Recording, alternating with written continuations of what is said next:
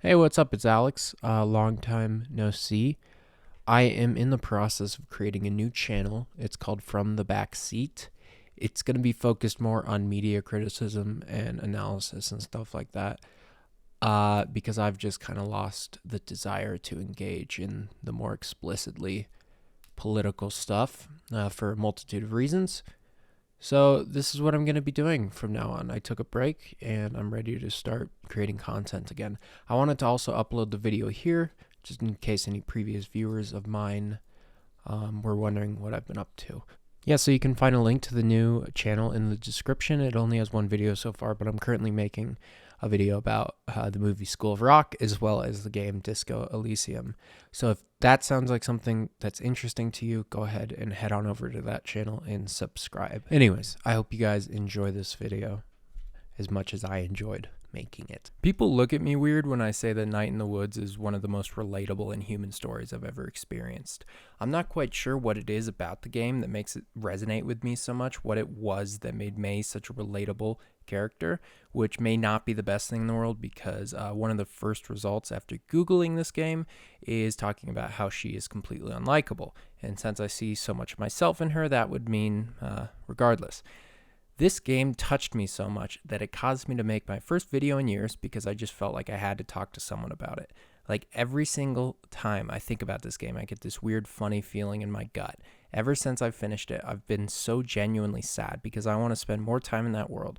I want to spend more time with May and B. I don't know how to say her name, so I'm just going to be saying B because I assume it's short for Beatrice. So B and Greg and Angus. I've just never experienced a piece of media quite like it. So in this video, I'm going to try and explain why it landed so well with me, and judging by the number of other video essays about it, many others. I've avoided watching those other essays because I don't want my own feelings about the game to be supplanted by the thoughts of others, so this is coming straight from my heart. So what is it about May? Maybe it's the fact that she dropped out of college and returned home at 20, while I did the same at 22.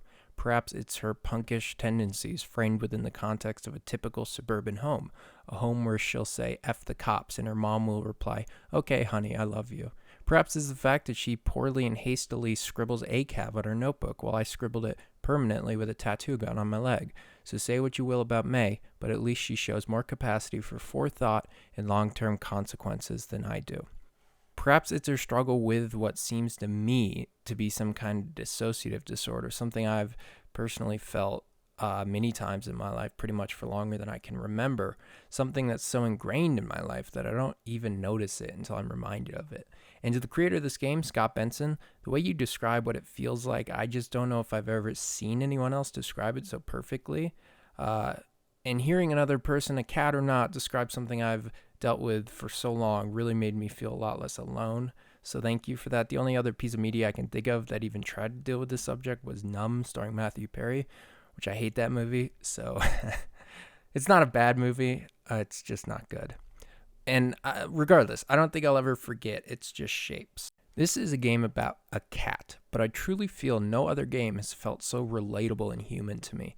The way it takes these pervasive feelings that many of us living in the current era feel and uses them to spin a tale of friendship in spite of it all is truly amazing, and I don't think I've ever resonated with a piece of media as much. The entire thing just radiates the sense of youthful disinterest and righteous anger, an age where you learn that everything that's been sold to us was a lie, and after realizing that, you just really have no idea what to do with it or where to go. An age where you know you are too old to be this directionless, or at least society tells you so, when you're an adult, but the people around you don't quite view you as one. The feeling like everyone around you is moving on and growing up while you tread water, unsure of where to go or what to do. You just feel lost and in many cases alone. Well, I'm sure to all of us who have ever felt this way in our life, things like this game will make us feel a lot less alone. It's that feeling that surrounds you when you step into the decaying city center of your hometown, where every day you seem to see another closing sale sign posted. The feeling of watching your analog city decay in a rapidly digitalized world, where people lose their livelihood every single day and where they'll settle for a soulless job and silence the pain with whatever unhealthy coping mechanism they've developed. A world that is completely soul-crushing and facile, and yet somehow people are still surprised at the number of drug overdose-related deaths. A world where if you live in the city, you've probably at least once walked past the body of someone who is currently dead of a drug overdose. A hyper-individualized, hyper-digitalized, and hyper-decaying world. It's that feeling of every day working a job you hate for almost no money, waking up the next morning to do it again and again and again until you eventually die or have an emotional breakdown. It's that pervasive sense that something is simply wrong, that we are in that state of nature but worse. At least in that true state of nature, tribes of people still looked out for one another. But now we don't even do that. The sense that you exist in a time of rapid fall, where the quality of life for most people seems to perpetually decline. Meanwhile, the lifestyle of the ones robbing us is portrayed as aspirational. It's a general sense of impending doom and collapse. It's that feeling of knowing everything that's wrong, but feeling completely powerless against it. So you give up, you give into the apathy. It's that feeling of not knowing what you're here for, why anyone is here, having no foreseeable purpose or direction, just staying still, trying to breathe, trying to make it through the day. It's all those feelings of societal sickness and decay, of anger, of purposelessness, of depression, of doom. It's all those feelings, but alongside those dark and nihilistic themes is a tale about the beautifully mundane. The coping with these feelings by finding joy in those little moments where those horrendous realizations aren't in the very forefront of your psyche, where all the pain and suffering is tucked away if only for a bit. Those moments where you are around the people you love and your stomach hurts from laughing so much. It's about those moments. It's about acknowledging and living with these painful truths while also not letting them completely destroy you. It's about existing in this age but finding the possibility for joy and meaning inside of it regardless. There's a quote I really like during the mission where you go to a college party with B. The world is ending. Of course there will be dancing. I think if you showed Albert Camus Night in the Woods, he would like the themes and philosophy inside of it. Sure, May is stuck in an endless loop of rolling that boulder up the hill. She's stuck in a period of rapid deterioration and malaise, but she learns not to give in to it. May sees these problems. She's not blind to them. In fact, many ways it seems she cares a great deal about them. But she goes on in spite of them. She decides to laugh, to find joy, to create meaning. She makes jokes. She has fun with her friends, all while watching the world destroy itself. The world is ending. Of course there will be dancing. Sure, everything is crumbling around us. But hey, let's go out back and smash some light bulbs. Let's have some fun.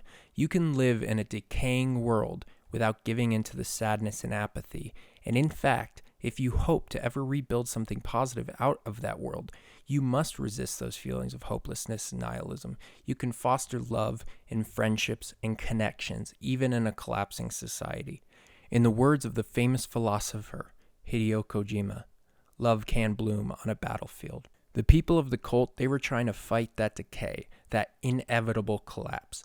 They were sacrificing others because they were afraid of the reckoning of our own actions. And the capitalistic allegory of sacrificing poor people, drug addicts, and criminals to keep the economy afloat aside, you cannot fight the collapse of a world that was built on top of very fundamental contradictions. You cannot prolong the consequences of our actions. They are going to happen, so you might as well enjoy the ride. The world is ending. Of course there will be dancing. This game reminded me of those days, the days between adolescence and adulthood. You're no longer a kid, but like I said, you're not much of an adult either. It reminded me of the days being out with my friends, doing nothing other than simply enjoying being around the people you care about. Those simpler days that your adulthood just doesn't really match up to. And a lot of the time, it is hard as fuck to be aware of every injustice, every problem. It can take a toll on you. And I'm not advocating that you distract yourself or ignore these problems. Quite the opposite. I'm saying that in order to properly address those problems, we have to be reminded of the things that are worth holding on to, those positive moments that can be found amidst the chaos and destruction. Towards the end of the game, May comes face to face with the Black Goat, some weird cosmic horror deity that demands the sacrifice of life in order to keep the town of Possum Springs afloat. This is what she says. I want it to hurt, because that means it meant something. Living in a dying and decaying world can be sad, it can be frustrating, anger-inducing, and painful. But the best things in life amidst that chaos, love, friendship, connection, they all leave the possibility for hurt too. But we do them anyway, because in the end, we know it's worth it. Everything worthwhile carries the possibility of pain. May and friends made a profound choice when they were down in that mine. If to survive, their town and the system that it existed upon required the sacrifice of human life, that it was not worth saving. That more than any economic system, life and love and connection is sacrosanct. And if we are so engulfed in nihilism and despair that we can't remember the positives of that life and love and what exactly we're fighting for, well then why are we even fighting? So the next time I'm watching as the world decays, I will remember those moments where, in spite of the collapse, things felt worth it. I will enjoy and celebrate those moments of joy amidst the chaos. The world is ending. Of course there will be dancing.